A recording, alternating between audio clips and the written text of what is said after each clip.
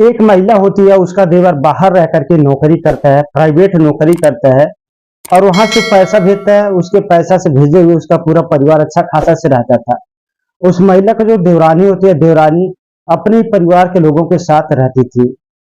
तो एक दिन जेठानी को उस अपने देवरानी के रूम से अजीबो गरीब आवाज सुनाई देता है। वो उसको नोटिस करती है, एक दिन, दो दिन, तीन दिन।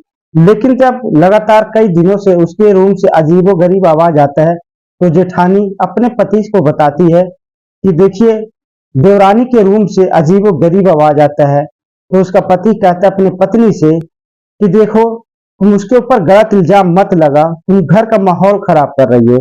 इतना दिन उसका शादी होने को हो चुका है, लेकिन कभी किसी ने उसके ऊपर कोई गलत आरोप नहीं लगाया। तो तुम भला कैसे कह सकती हो कि देवरानी इस टाइप की है तुम्हारी। तो दोस्तों, वो अपने पति से कहती है, अगर आपको भरोसा नहीं है तो रात के समय आपको मैं खुद आपके कानों से सुना दूंगी। तो दोस्तों, जब रात होता है, वो पत्नी अपने पति को बुलाती है और उसका पति भी अपने कानों से सुनता है। तो अपने कानों से सुनता है, तो सुबह के वक्त वो जेठानी अपने देवरानी से कहती है कि आपके रूम से अजीबो गरीब आवाज आता है कि ये क्या चल रहा है। उसी पर वो देवरानी तिलमिला जाती है, गुस्से में आग बबूला हो जाती है। वो कहती है कि जिस घर में शक की बीमारी है, उस घर में हम एक पल नहीं रहेंगे, एक सेकंड नहीं रहेंगे। मैं अपने बच्चों को लेकर के जा रही हूँ, शहर में रह करके अपने बच्चों को अच्छा खासा पढ़ाई लिखाई करवाऊंगी और उन लोगों को एक अच्छा माहौल में ढालूंगी। मुझे इन जाहिलों के माहौल में नहीं रहना है। ये कह करके दोस्तों, वो शहर में शिफ्ट हो जाती है। जब शहर में शिफ्ट हो जाती है, तभी अचानक क्या सुनाई देता है कि उस महिला के देवरानी के पति का हत्या हो जाती है। जब हत्या की बात सबको सुनाई देता है, तो पूरे इलाके में सनसनी फैल जाता है। अस्सलाम वालेकुम, नमस्कार, आदाब दोस्तों, आप देख रहे हैं स्टोरी बाय विवेक। दरअसल होता क्या है, आपके उत्तर प्रदेश के मैनपुरी में एक लड़का होता है जिसका नाम होता है समीर।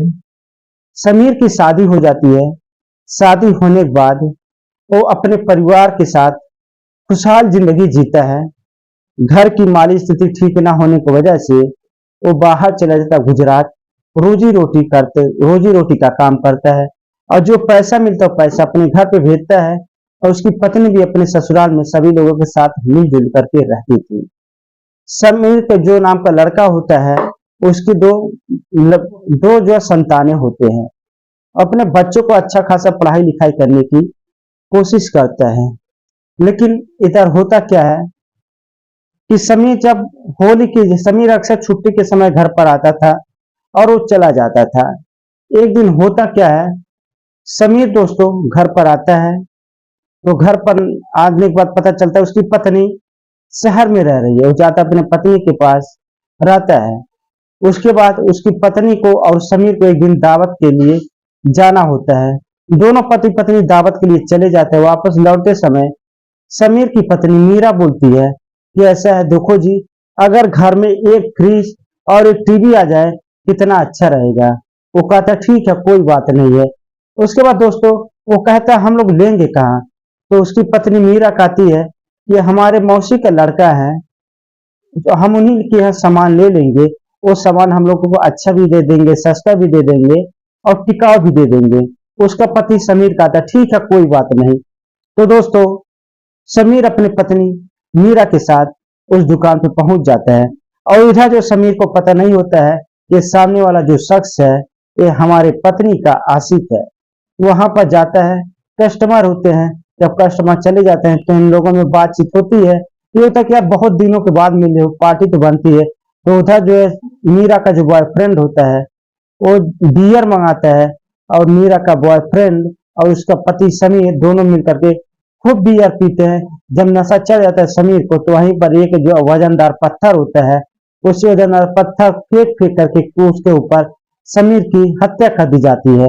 उसके ऊपर दोस्तों पत्थर कब तक फेंका जाता है, कब तक पत्थर से मारा जाता है, जब तक उसकी दम ना निकल जाए। उसके बाद उसकी पत्नी जो है अपने घर चली जाती है और उसकी पत्नी के यानी मीरा का जो है बॉयफ्रेंड अपने काम काज में लग जाता है। अगले दिन सुबह के टाइम एक लाश मिलती है। लाश मिलने की वजह से पूरे इलाके में सनसनी फैल जाती है। इधर जो समीर के घर वाले समीर के मोबाइल पर फोन लगाता है, उसके मोबाइल पर फोन नहीं लगता है। और इधर जो है उसकी पत्नी मीरा का मोबाइल स्विच ऑफ बताता है। तो घर वाले दोस्तों जाते हैं, पुलिस में कंप्लेन दर्ज कराते हैं और पुलिस कंप्लेन दर्ज करती है। कार सीडीआर निकालती है, कार सीडीआर के निकालने पर पुलिस कातिलों तक पहुंच जाती है। जब पुलिस कातिलों तक पहुंचती है, जब पुलिस पूछताछ करती है तो पुलिस को सुन करके हैरानी हो जाती है, अचंभव में पड़ जाती है। दरअसल दोस्तों वो लड़की बताती है मीरा कि हम रिंकू नाम के लड़के से बहुत प्यार करते थे। हम लोगों की पहली मुलाकात इंस्टाग्राम पे होती है। इंस्टाग्राम पे हम जो भी पोस्ट अपलोड करते थे वो रिंकू उस पोस्ट पे कमेंट करता था, लाइक करता था, अच्छा अच्छा कमेंट करता था और मैं भी रिप्लाई देती थी। तो इस वजह से हम दोनों लोग के बीच नजदीकियां बढ़ गई। जब हम लोग के बीच नजदीकियां बढ़ गई तो हम लोग जा करके मंदिर में शादी कर लिए।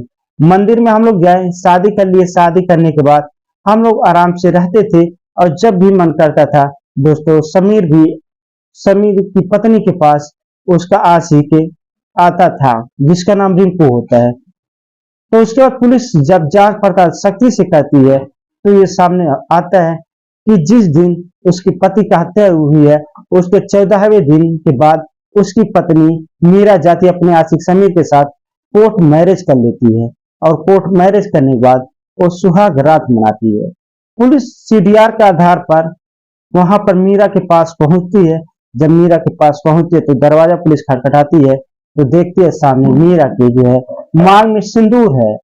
पुलिस उससे पूछती है ये तुम्हारा कौन है? ये कहती है कि ये मेरा पति है। तो दोस्तों पुलिस वहीं पे पुलिस का दिमाग और चकरा जाता है। जब पुलिस बहुत जो है सघन से जांच पड़ताल करती है, पूछताछ करती है तो ये सच सामने